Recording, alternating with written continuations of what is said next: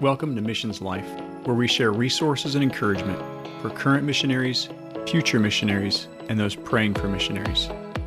Missions can be hard, and we want to help you face the challenges of life, leadership, and ministry. We want your life to bear fruit for the gospel wherever you are. I'm Kyle Ferran, here with my co-host and wife, Heather. Well, today on the podcast, we have with us Brian and Dianna Nester. Brian and Dianna have been involved in missions for over 4 decades. Dianna is an MK from Jamaica, and when in youth ministry, Brian led his first short-term missions trip. As missionaries from 1988 to 1994, they homeschooled and sent their children to Hungarian schools. And since 1994, Brian has served as the director of the Global Outreach Office at Cedarville University. Brian and Dianna are the staff advisors for the Cedarville MK organization, Mukapa. And today we're going to be talking about helping your MK prepare for college and life. And it's just a real joy to have you guys on with us today. So thank you, Brian and Dianna, for being on with us. Oh, thank you for inviting us. Look forward to it. Yeah, I've been really looking forward to this one. I mean, we've known each other for a long time. You know, I transferred into Cedarville in 99, 98, something like that. And, you know, I don't know if I've told you guys, I probably have, but the first Cedarville Missions Conference was, for me, very solidifying in my calling to go into ministry. And I remember loving every part of that missions conference. You know, I had come to Cedarville to get my nursing degree and that cross-cultural emphasis because I wanted to go into missions, but it was really hearing the speakers and seeing all the missionaries come through at that missions conference. And then at the very end, having that, you know, call from the pulpit, like who is willing to give their lives, and, you know, heading down that aisle and being like, nope, that's absolutely what I felt God had placed in my heart.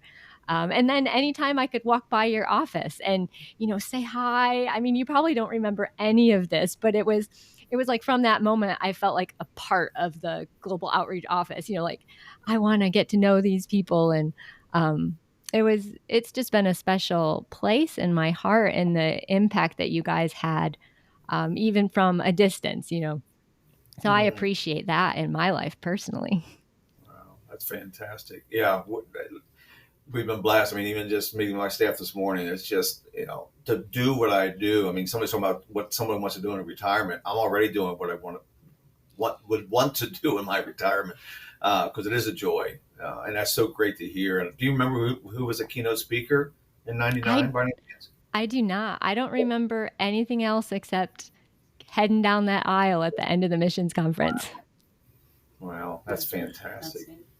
And you guys have been a real blessing for our 2 older girls at Cedarville. When they came to Cedarville, they really have felt the community there that you guys have really worked to help build with the Mukapa group, and that really was a game changer for them coming back to the States to have that family that they had, and a help for us as parents, missionaries overseas, to know that, hey, you know, your kids got COVID, and well, the Mukapa group is looking out for them, and they're having trouble with something else.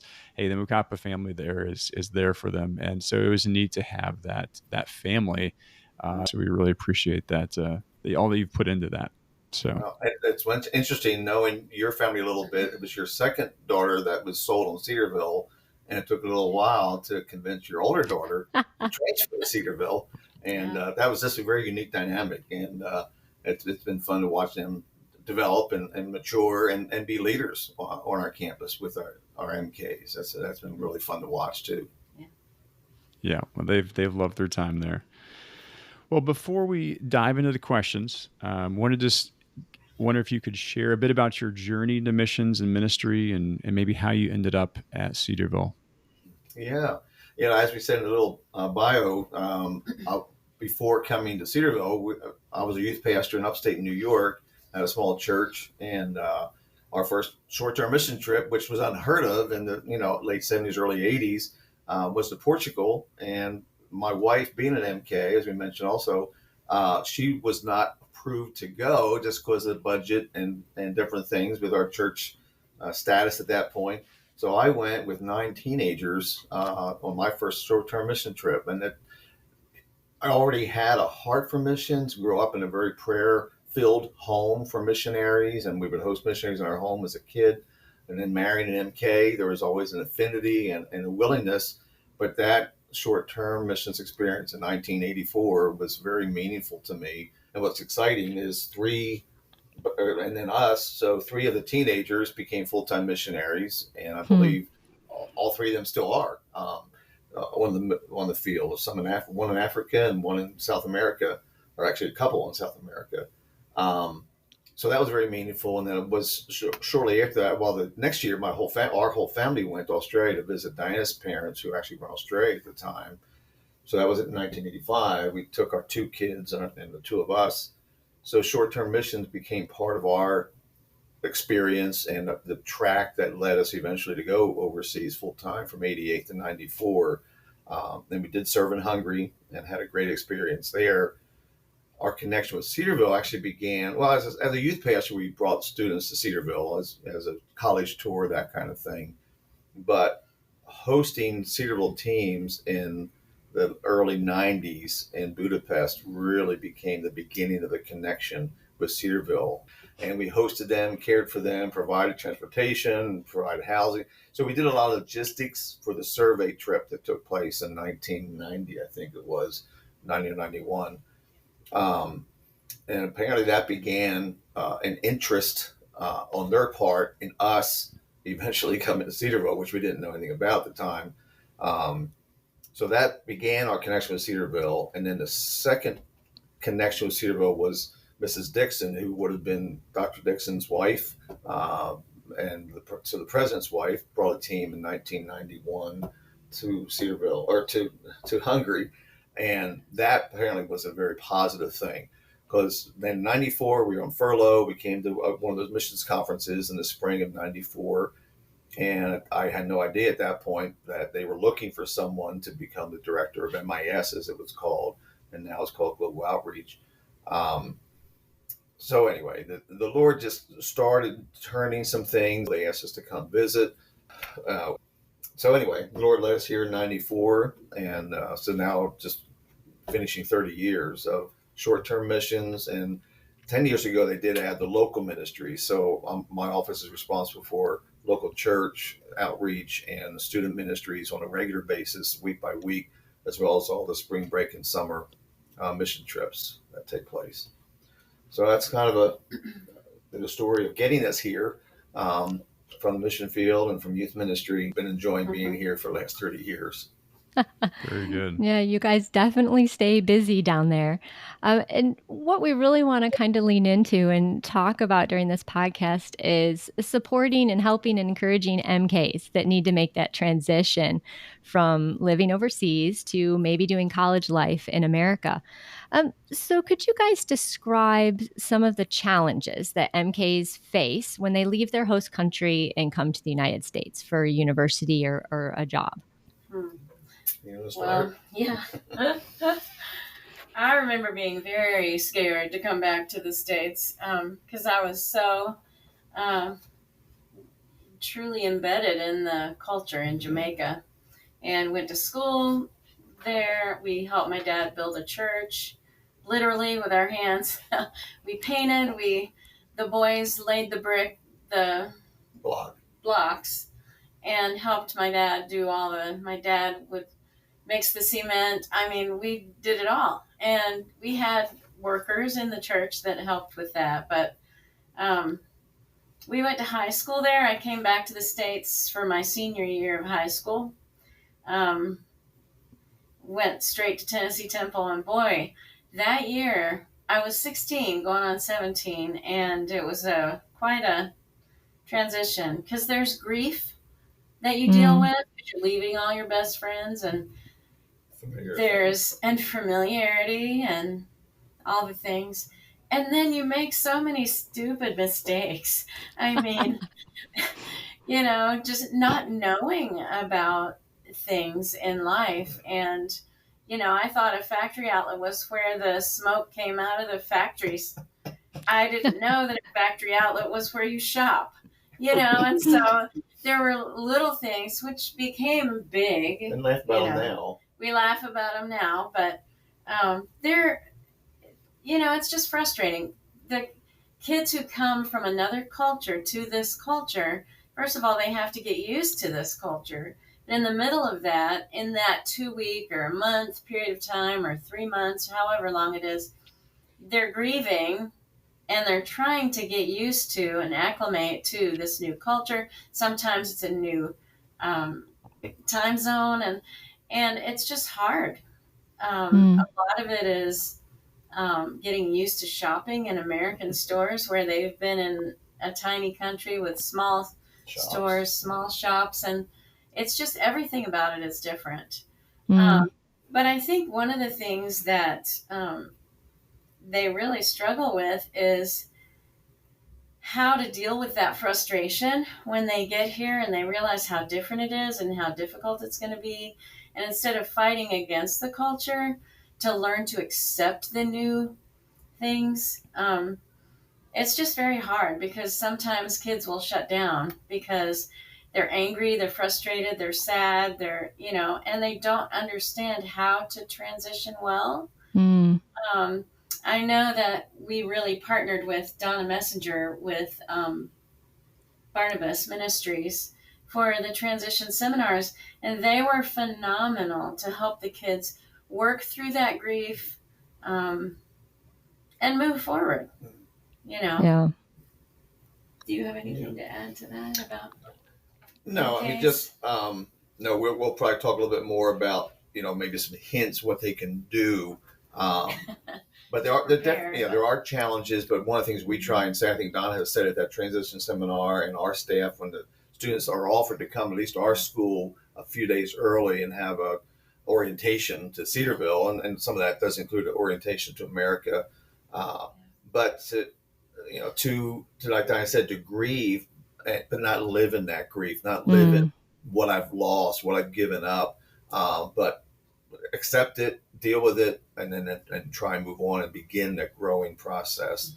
And one of the things that's our students are reminded of, yes, this is different for you. You might have come 4,000 miles, but everybody's going to something new. I mean, even if they live in Columbus, Ohio, they're coming to Cedarville. So they're leaving their home, they're leaving familiarity, and they are leaving and starting something new. So even though it's unique to our MKs in the distance and maybe the dynamic of the cultural difference, we have 1,000 freshmen coming here. I mean, it's a bigger school, state school, or a Liberty, there may be thousands of freshmen, but you are going through something that's typical for all freshmen going to college and leaving home. It's a new stage of life.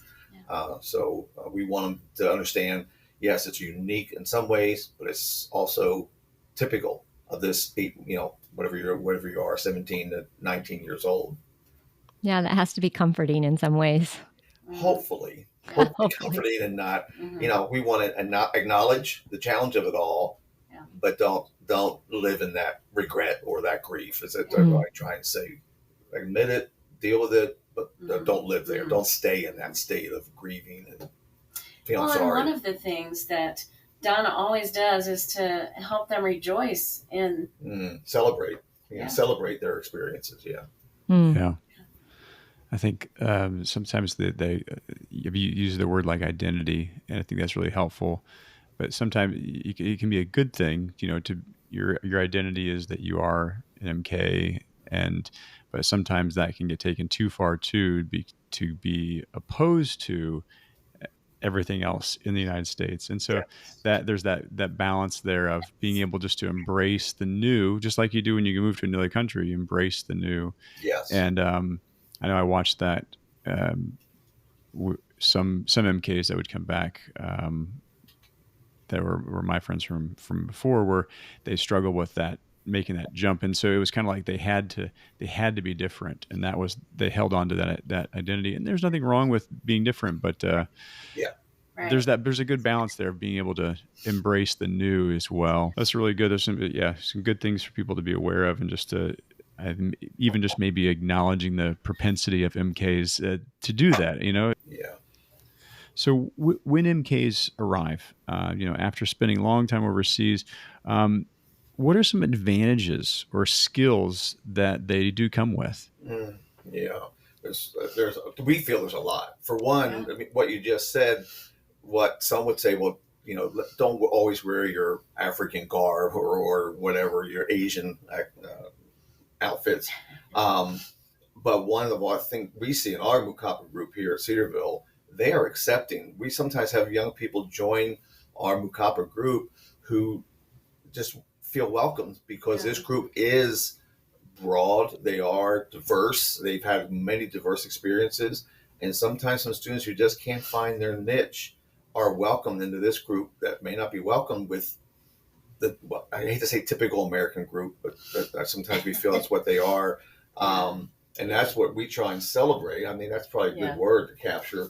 Celebrate what they've experienced. Some of the, I tell students, what's the word I use? Maybe I say it later on. Be humbly proud of what you have experienced. In other words, you've seen the Amazon, you've seen the Alps, you've seen Paris. You didn't just drop in there. There's so much that they've brought they can bring to the table because they've been out of Ohio, they've been out of the United States, they've been many places other students may only see in the movies or in magazines or other media. So I like the word celebrate. Celebrate what you do bring. And like you said, to try and balance, not to be negative towards America. One of the things that happens, I can't remember if your children have gone to snow camp. It's an MK snow camp up in Michigan. And one of the things he says, we got to remember that, yes, we've experienced many places in the world and we're proud of it, but we cannot become anti-American because if it wasn't for the American churches, American support, we wouldn't have been able to grow up in Africa or in Europe or in Asia. So there is that balance of not becoming, negative towards our home culture or towards, the culture they just came from. Because that's one thing I know, when missionaries get ready to go, there's a lot of cultural training. So when you go there, you do adapt and you accept and you listen and learn. And then, and I think a lot of agencies now are working hard to bring us back, to again be ready for that transition, to have that cultural adaptation to come back to America. Because we were only overseas full time for 3.5, 4 years. And there was some, America changes in 3 to 4 years, the politics part, the government, the wealth, and it's sometimes hard to come back to America without that judgmental spirit. And, we want to celebrate and acknowledge, but try not to have that critical spirit towards where we were or where we're now coming to. And the other thing you mentioned about the worldview, as we were talking about this last night. Yeah, they have a broader worldview. And one of the things that Brian says is don't dump the whole load all at once when you're talking to an American, because you think that's the only chance you're going to have to see them. Generally, that's not true on a small college campus. They're going to see these people again, especially if they live in your dorm. You'll have all year or next year, but be better listeners rather than just talking. Be better listeners as they're learning the culture, as they're coming into this new phase of their lives, and to enable them to learn better how to deal with things is listen. Listen a lot. Don't just be the one talking every time you walk into a room. Listen. Yeah, I remember my girls unpacking after, they had both gone to reentry programs, transition programs, and that whole idea of, MKs go deep fast with each other because you don't know if you're going to see them again, or this might be the 1 week, at some big conference. And when you're in kind of a monoculture, all similar culture, and you're not very transient, you have a lot of time to get to know someone. So you start kind of shallow and you get to decide, do I really want to go deeper with this person? And so it was really interesting for my girls to realize, wow, I probably shouldn't go deep really fast. No one needs to know all of that right away, take this slow. But I love that you mentioned listening. And I think that's a good way for all of us as we come back into America to kind of relearn, okay, where's culture at right now? I mean, we're told to be good listeners when we go over to our countries, but to be reminded that, especially for our kiddos, we need to be good listeners when we're here in America too. It's like learning a new culture. I think you mentioned some of that, like the diversity there and the acceptance and working with other people. And I remember, I can't remember where it was I heard this, but how some jobs even pursue MKs because they have been able to adapt in so many different cultures that they actually have a lot of practice with that and can work well in international organizations and groups like that. And so just the experiences in life that they've had actually prepare them for some jobs and careers that they're able to work very, very well with people and be accepting that way. And that's a skill that is developed naturally because they're forced to do that as they go to churches in different countries, and you get a lot of practice at that at a young age. So that can be a benefit to them as they start their career and start life. Yeah, absolutely. Yeah, one of our former professors that was here when you guys were around, Frank Janista, he was actually an MK back in the 50s and 60s in Philippines, and I think his mom, she may have passed away, but she was a long-time missionary, still in her 90s, living there in Philippines. Did not want to come back to America, but he would say to our students often, we'd have him come and address our MKs especially. He said, you guys have what you just said, just a tremendous possibility of many vocations. Missions, for one, is wonderful, but also diplomatic corps and government jobs and embassies, just so many things, because you have learned other cultures and you have traveled and you have adapted and really on the language, just having language skills besides our English. So they do have a lot of advantage, and we want to help them think about those advantages. Yeah. In your experience, what does it look like when an MK thrives at college? I think we want to be involved in Mukapa. We're not the only organization. I think there's like 150 organizations just at Cedarville. But what I love to see, there's a lot of places that they can connect. So to me, for them to thrive is to have multiple places that they're comfortable. As you all would remember, the dorm life, and I trust your daughters had a good experience in the dorm life, residence life, very intentional about discipleship and relationship building. Many other opportunities here on our campus.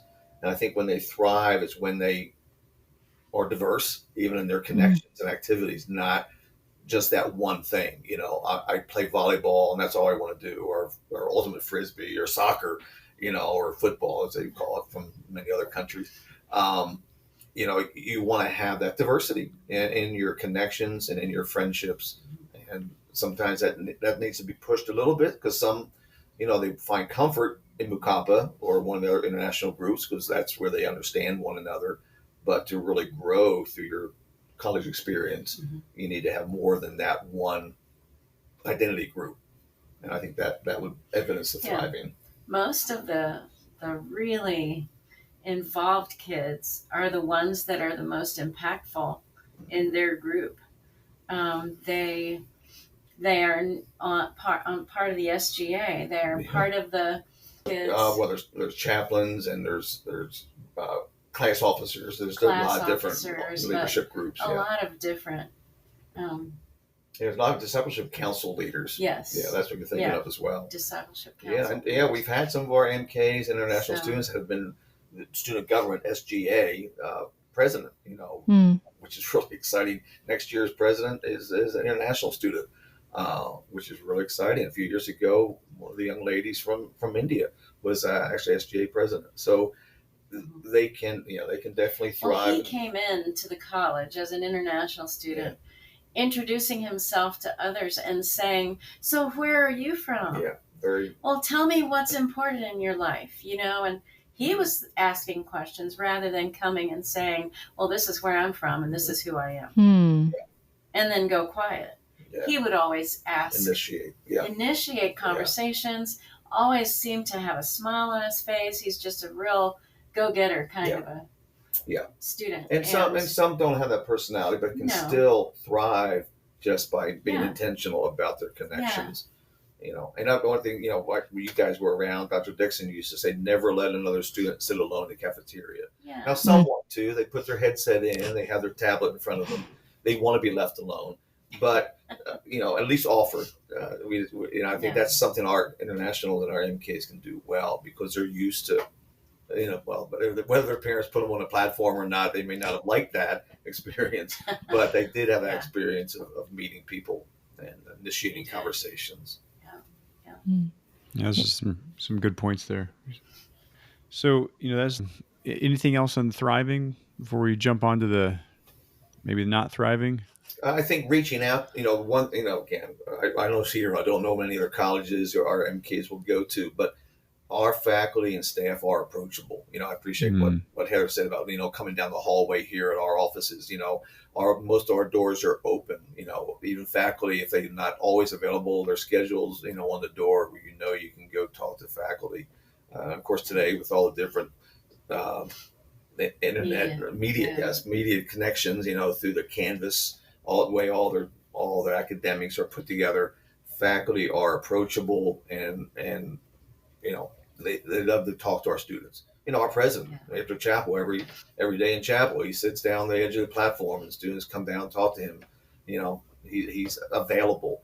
And I think students need to realize that they can, and we're not untouchable just because they've got a sign by their door of their label or their, credentials.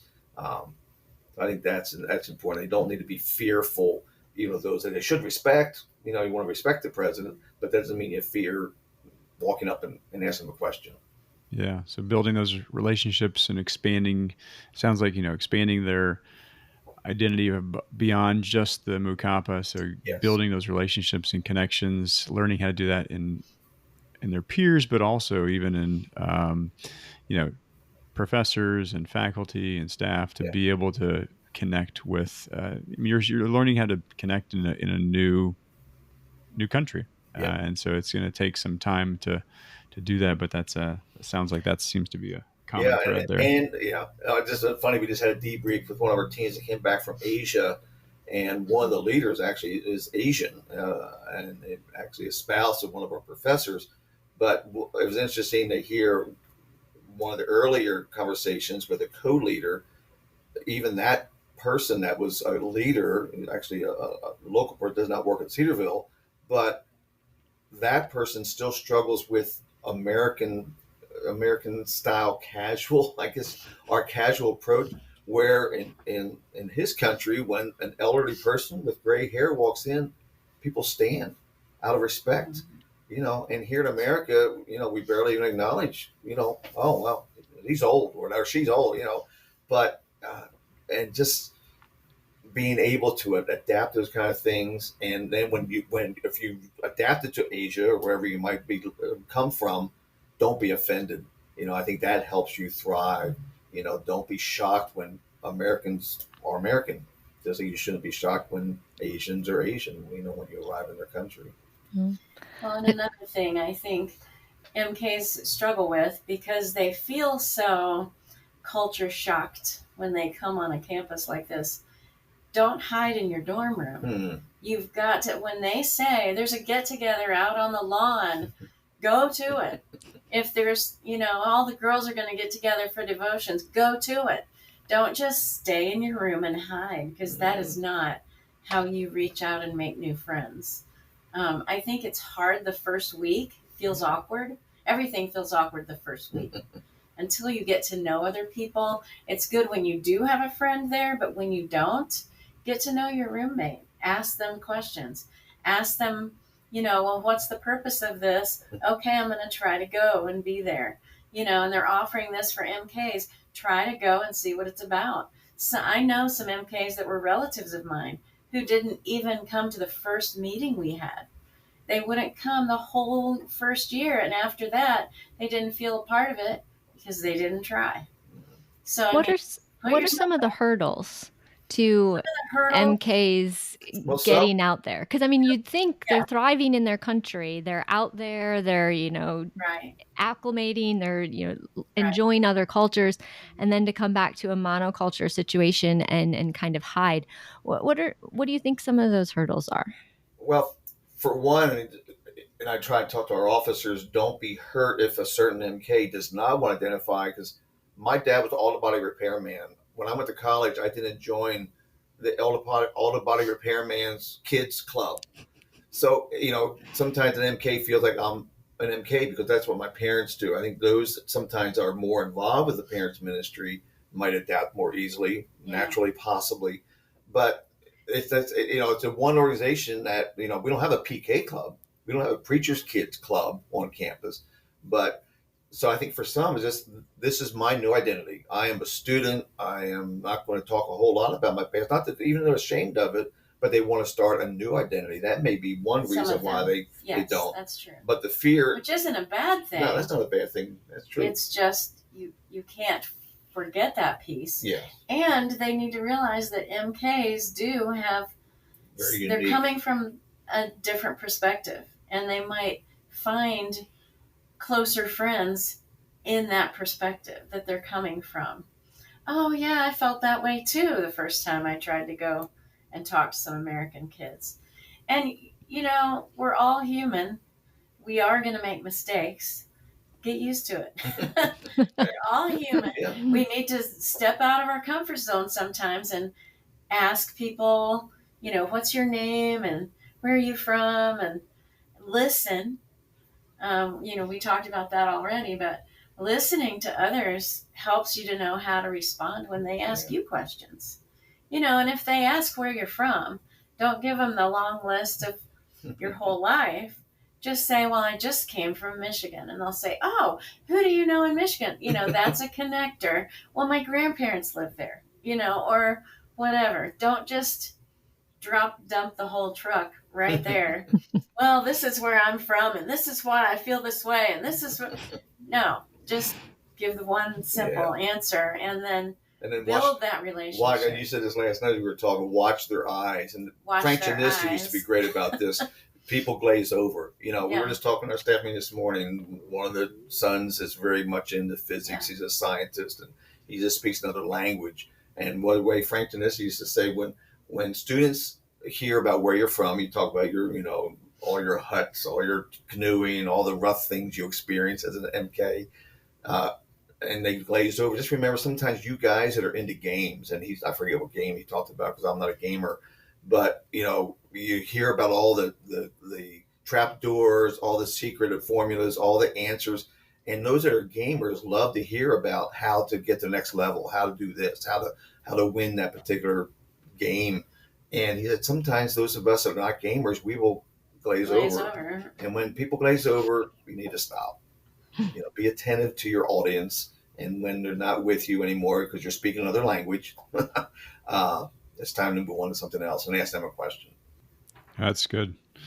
So you touched on a few of them there. Yeah, we have areas that kids struggle with as they at college and coming back. Anything else there that kind of comes to mind? Yeah. I would say most MKs, and I struggled with this, I didn't know a whole lot about U.S. history. I studied European history in Jamaica and British history. I did not study U.S. history. So I was in remedial history class at college.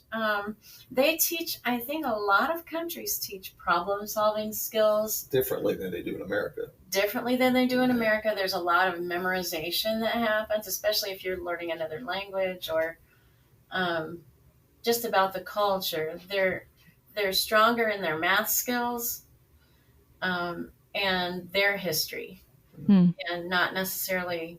So it's harder. But I'll tell you, I think the MKs that come in with a strong walk with God, I think that's something parents probably should key in on. Is make sure where your kids are spiritually so that they can thrive. Grow. Yeah. Mm-hmm. Yeah, it's key. Yeah. Yeah, and then I think, again, we have what's called pathways and gateways here, some introductory courses that are taught by some of our faculty to help, especially I get them mixed up, but I think gateway is for those who have English as their second language. So a lot of the internationals take that class just to get ready to study in American university culture. And then pathways is more for the MKs, even though they are, first language American, they understand the English language, carry a U.S. passport, but they've been out of the country for a meaningful amount of time. So pathways helps them to adapt and just study skills, interaction and relational things. So I think we're trying to help students not struggle as much with some of those transition changes. Yeah. I chuckle when you said never having American history and just all the things that our university girls, stumbled over not knowing. Yeah. And I remember when one of the girls, who will remain nameless, didn't know that states had flags.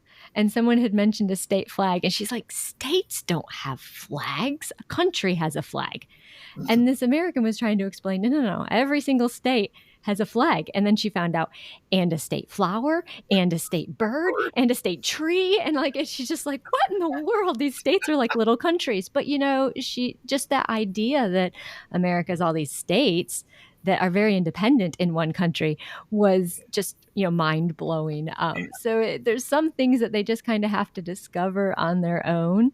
But it is sometimes a disadvantage to feeling like you fit in, or can have carrying on a meaningful conversation when sometimes they feel every time they open their mouth they're saying it wrong, or they couldn't contribute to the sports conversation about American football or the latest music and things. I can understand where maybe isolation would seem the easier path to take. Yeah. And then you don't have to open your mouth and feel like every time you're making a mistake. I could definitely see. I probably would have been one of those people that would be easier just to stay in my dorm room.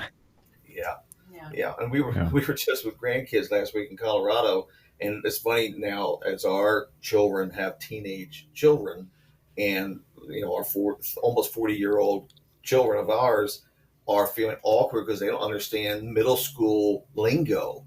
And so things change every 4 to 8 years.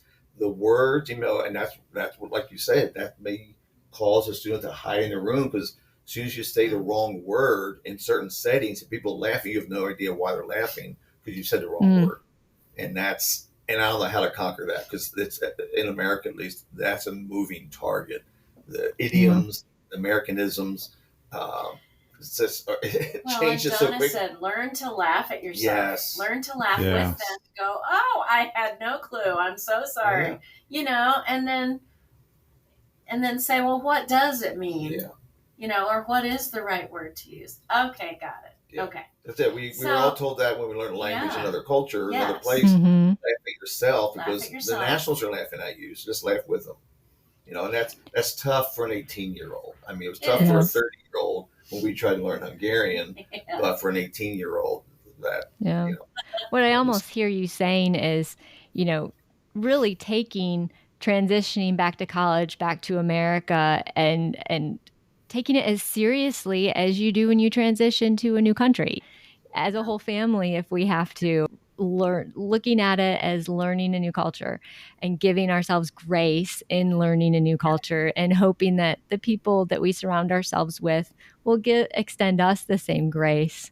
Yes. Right. Yes. And for parents to understand that the same stress level that they had when they were moving to a new country and learning a new language, their kids are going to be going through that in college when they transition back. Yeah. So, that's kind of a good segue into the next question I want to ask. What could or should parents be doing in high school that could launch their kids well into college? Do any skills come to mind, or conversations they should be having? What can we do during the years to prepare them? Yeah, that's that. So so parents, I think you want to, like Diana said, intentionally. I think the biggest thing is make sure their walk with the Lord is vibrant and growing, and they're engaging in their own faith as their own, not their parents. Well, and being intentional and teaching them the foundations of our faith.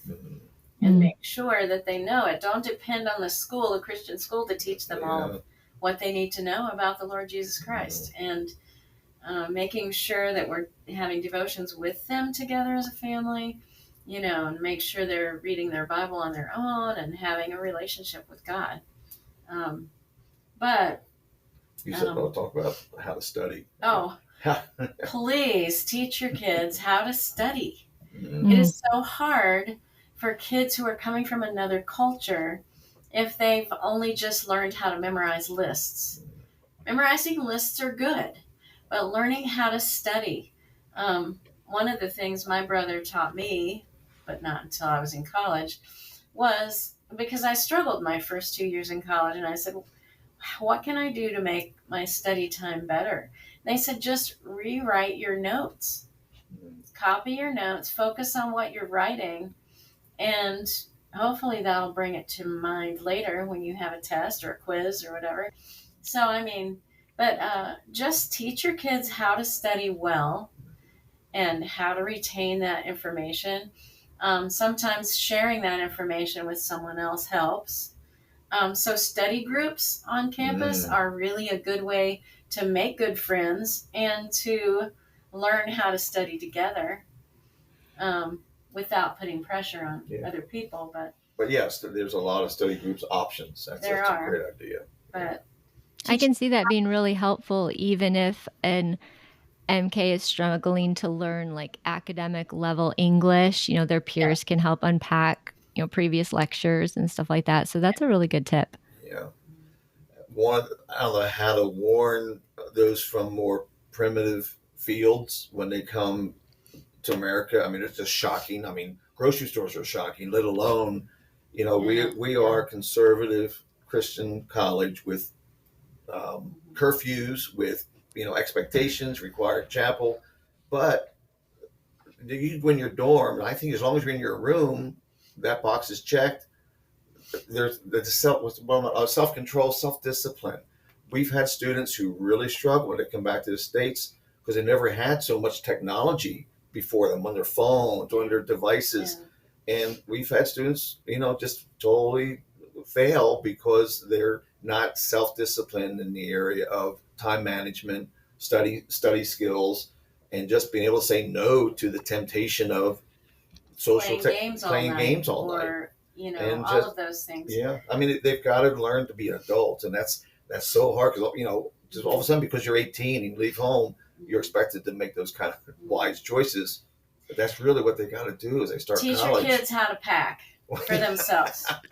Moms a lot of times will pack for their kids, and then their kids get here and go, I don't know I don't know what's in my suitcase. My mom packed. Okay, teach them how to pack their own suitcases. Yeah. Teach them how to take a shower every day. There are a lot of MKs that only shower once a week, and it's pretty bad. Certain cultures don't have the water. Some cultures, they didn't have the water, but if you're out sweating, playing soccer, and you don't just throw on new clothes and go to chapel. Get a shower. But the water's paid for. Yeah, I think personal hygiene is big. That's true. That's very practical. Make sure your hair is clean. Somebody needs to teach them to, personal hygiene and to make sure that they are on time to things. MKs have a hard time being on time because in Jamaica, if you're 4 hours late to your wedding, that's culturally okay. That is not okay in America. Well, and some of the faculty, there's classes. I mean, you can't be 1 minute late or you are in trouble. Yeah, that'll start with I mean, just teaching them punctuality. Yeah. If you make a promise to be somewhere, be there. Don't say I'm coming and then not show up. And so it's just understanding. When we were in Hungary, one of our first appointments looking for a house, I think, the way they say bottom of the hour, it's instead of being 10:30, it's 11. Let's see, somehow it's just the other way. We're 30 minutes before the hour instead of 30 minutes after the hour. Just the way they tell time, it's like 30 minutes previous rather than 30 minutes after. So we were late to an appointment because we misunderstood of course, it's military time as well. It's like 14:30 instead of 2:30. But yeah, just being able to learn quickly is really key. Yeah, that's some really good practical advice.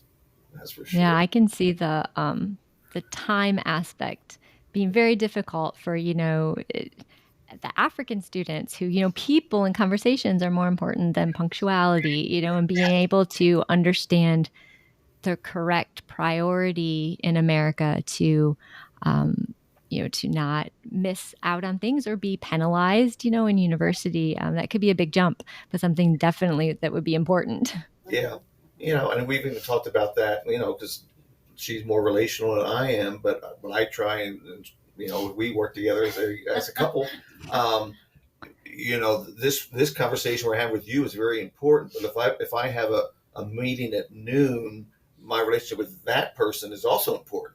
So sometimes we use the excuse, well, I'm relational, so I don't want to, leave this conversation or this meeting too soon. But in essence, I'm damaging another relationship, or in this case, a faculty member who gives me grades. So it's still relational in some ways, but there is definitely a difference in time expectation on a college campus compared to some cultures you're coming from. That's true. That's really good. As you were talking there, a couple of books came to mind that I know our girls read that were helpful. One was The 7 Habits of Highly Effective People, but for teens. There was a teen version of that that was helpful. And that covers, all the just life stuff of being on time and how to plan for that. I had that when I went to college. Sorry? I wish I'd had that book when I went to college. And then there was a couple books for just learning how to connect with people better. One was called 92 Ways to Talk to Anybody. And then just the old How to Win Friends and Influence People book. And I think a lot of those, you can even get them on YouTube and listen to them for free. So I'll put those in the names of those in the show notes there. But those are really helpful. Resources that our kids found helpful. And just that idea of, I think one thing that was when our kids were in middle school, just trying to think through, okay, what do we need to do to prepare our kids for college? And the one idea was like, I can't think through all the different things that they're going to need, but just intentionally thinking through, okay, or being intentional about whatever we're going through. In a few years, they're going to be going through the same thing. So just bring them along for the ride, like have the conversation with them. So, hey, you're buying a new car. Hey, let's bring your middle schooler into the discussion and talk through it with them. You're traveling. Hey, you know what? You're in middle school now. You can navigate for us this time. You're packing your suitcase. You can definitely pack your suitcase in middle school. So little things like that, where you're just letting them just doing life together in conversation and in action, just bringing them involved in that so that they have the opportunity to grow and develop and think through things and experience things. And so, it takes a bit longer, but if they can learn to do those things and have that confidence too, it's not just the skill, it's the confidence of being able to learn. And that was a really good process. Yeah, because so many of our kids won't get their driver's license. It's 18 in most countries. They won't have had a job. Their visas don't allow them to have a job or things. So there's so many things they can't experience, but ways that we decided, but we still need to talk through them. Okay, when we're doing our taxes, this is what it's going to look like when you get to college and have a job and the government's going to take money out for taxes, and those things that they couldn't actually do on their own, but we realized we need to at least talk through it as we're doing it. A funny conversation when in Portugal, it was a lot safer than where we had previously lived. And so the girls were able to stay by themselves sometimes when we traveled. And we had other missionaries that lived in our building, so I felt pretty confident with it. And one time, Abby and Emily and Natalie were going to be there by themselves for like 2 nights. And another mission board, another missionary mom had a daughter the same age. And she called and she's like, this is going to be the weirdest thing I've ever asked. But, soon my daughter's going to graduate and go back to the States for college, and she has never stayed alone. Can she come and adult with your girls while they adult and kind of get a little taste of this? And I was like, absolutely. I mean, whether that was a good decision or bad, whether people are judging me right now, that's okay. It was a good decision. It was a good time for all of our girls. But, those things that I feel like we had to start thinking through way earlier so that they were ready, at 17, 18, just because we don't have those experiences available naturally, it just took so much more forethought to talk through those skills. And I mean, there were so many things we forgot.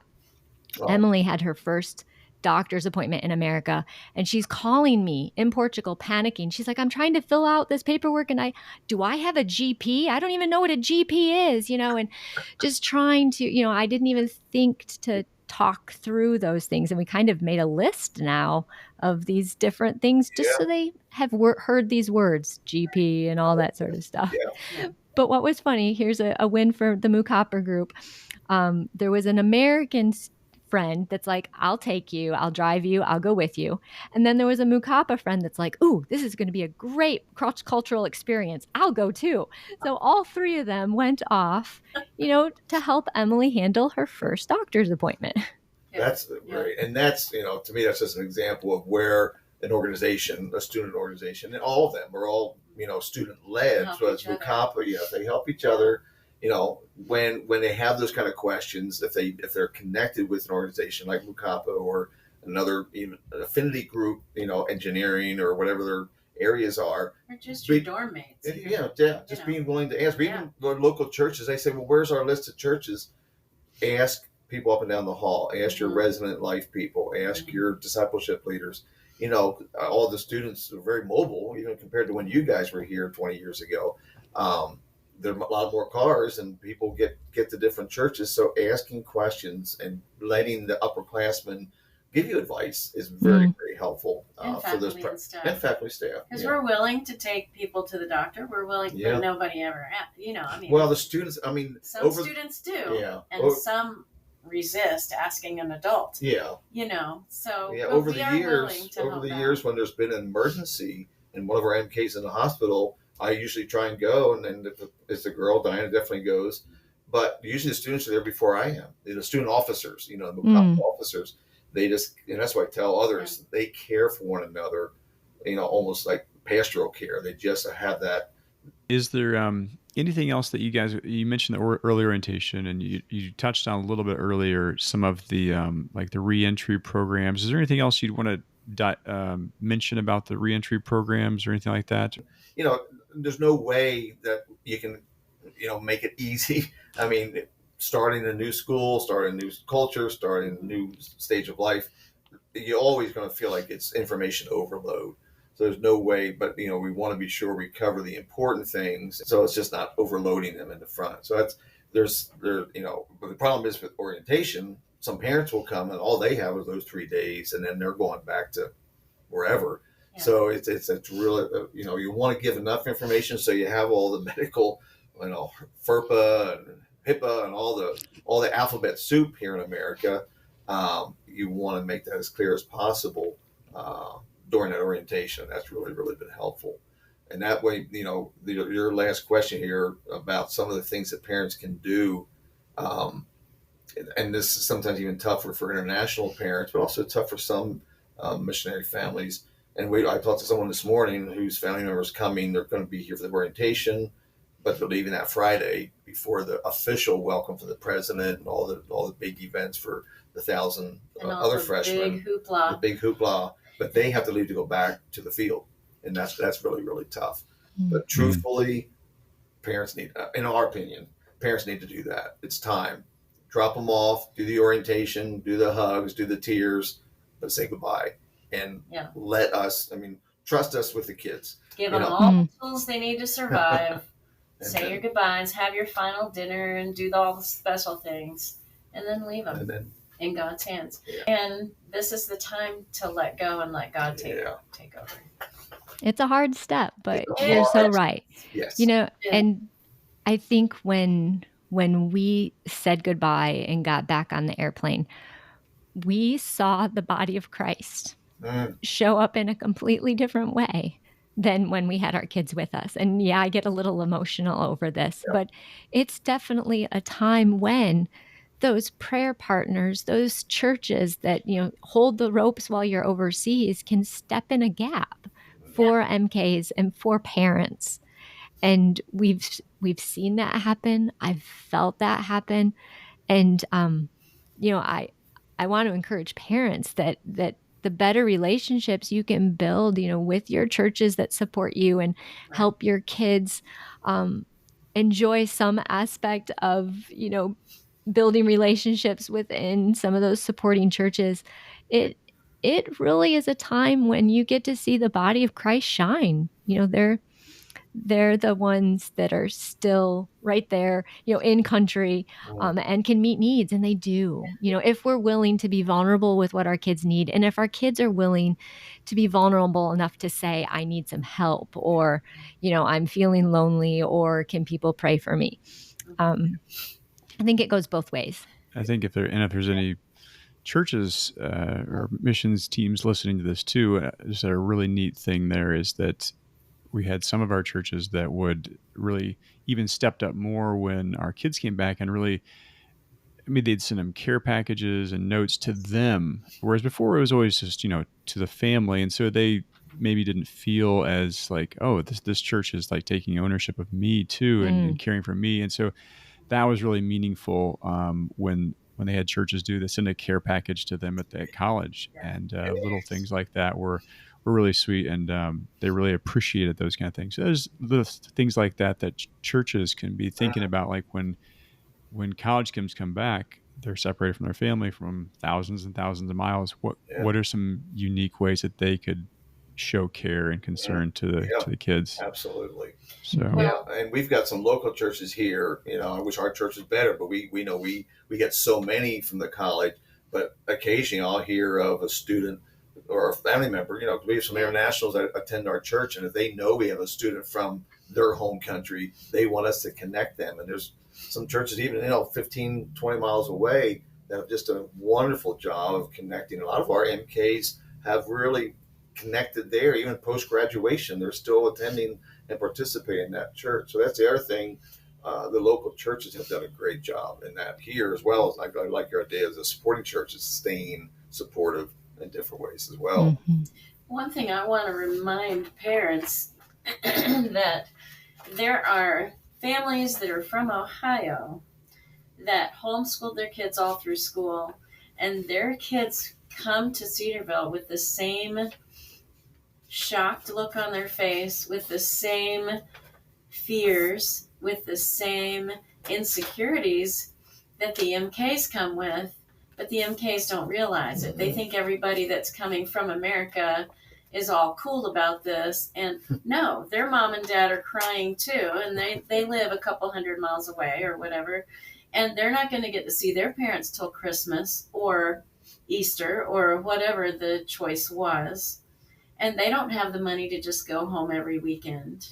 And so, everybody that comes to a college campus is leaving home for the first time and may not ever go back to that same home or house that their parents are in at the moment. So they do need to realize that they're not the only ones on campus who have had to leave their family and friends behind.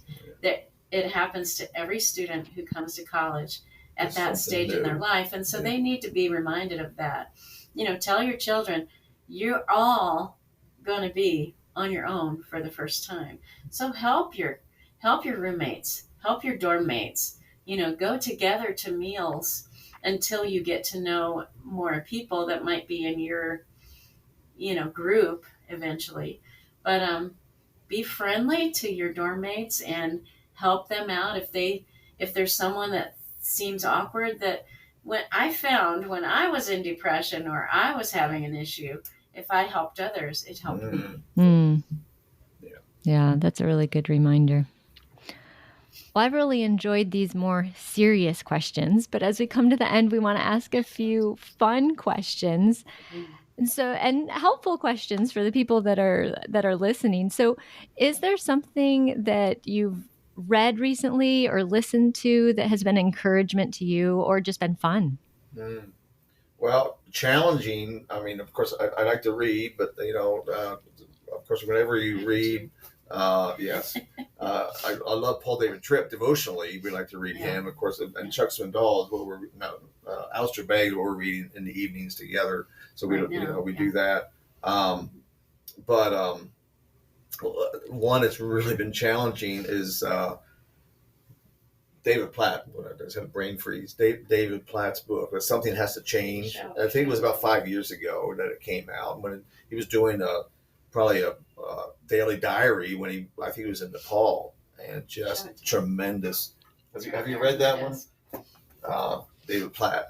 Something Has to Change. No, I haven't read that one. Something needs to change. It's really challenging, very convicting, and an urgent call to make your life count. What it's. So basically, while he did his mission trip to Nepal, I think it was, just very challenging. And then another one, again, not an easy read because it's very convicting, is Kevin DeYoung's book, Whole in Our Holiness, which is I've heard that recommended a whole lot. So I'm working through that. But as far as another challenging one was even Father's Day. We were over in Pennsylvania visiting my brother and my mom, and we went to church with my brother and his wife. And the speaker it was not the typical Father's Day message, but he talked about living like Jesus, but he went almost like a survey of the Bible about different role models. Not perfect, David wasn't perfect, but yet he taught us how to worship. Ezra wasn't perfect, but yet he was a great teacher and a great leader. Nehemiah, same great leader, just different role models. And it was very challenging that, we all are being imitated, and all to be imitatable. I'm not even sure if that's the correct word, but Paul said over and over again, follow me, imitate me as I imitate Christ. And that was challenging, yet also, something I enjoyed, that challenge. It was convicting, but yet enjoyable as well. That's good.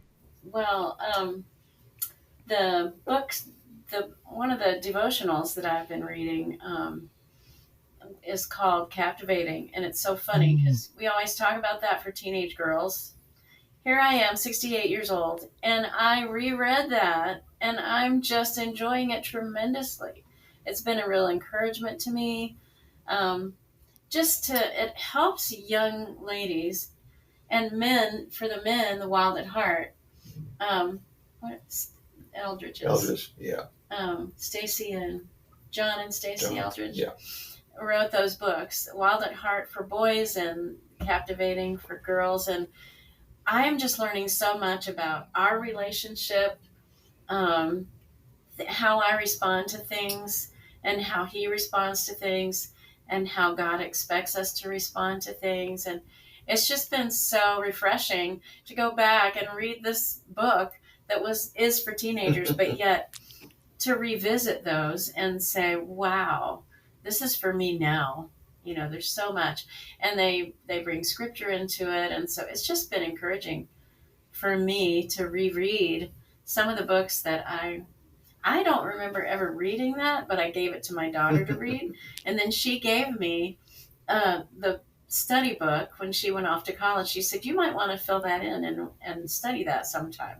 Well, here it is so many years later, 20, 30, 40 years later, since she left home, 30 years ago. Yeah. But anyway, it's just been a real blessing in my life. But making sure that we are reading and studying God's Word and keeping our relationship fresh with God is important too. Yeah.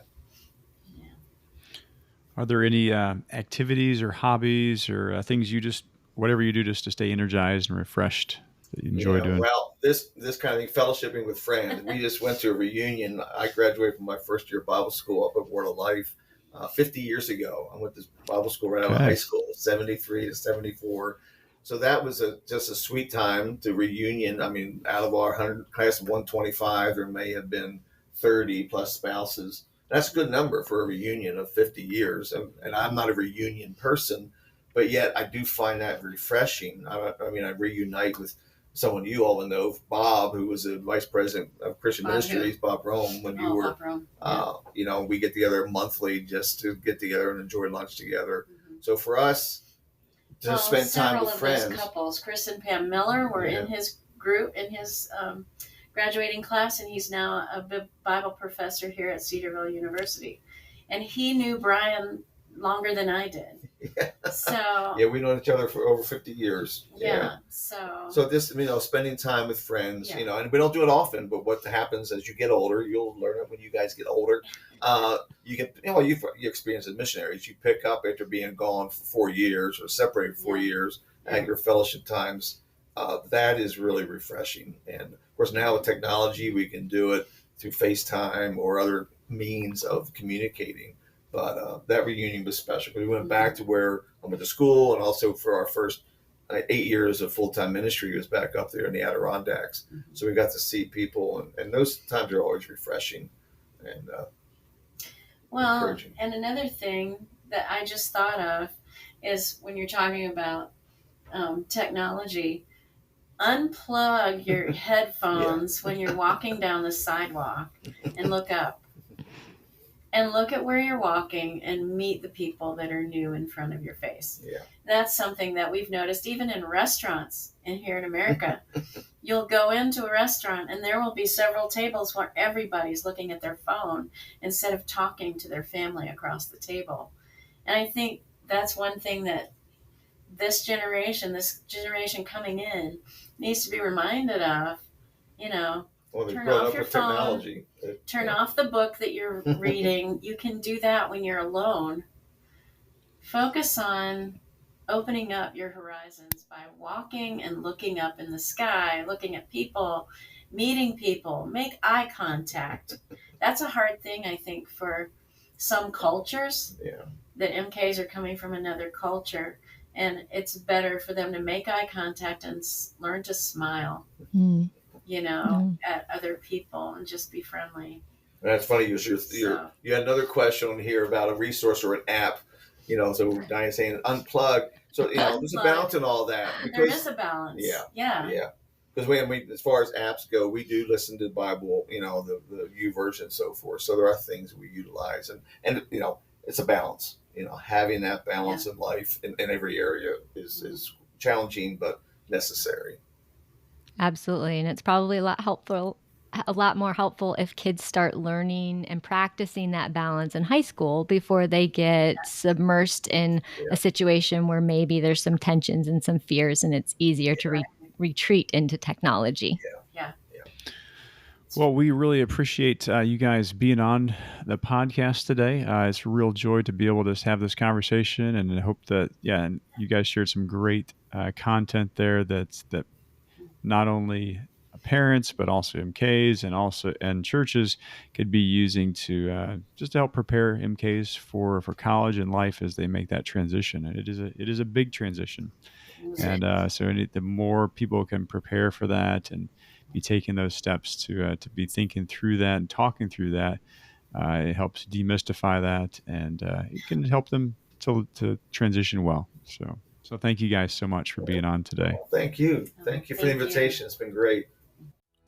Well, that's all for this show, and we want to thank you again for spending your valuable time with us today.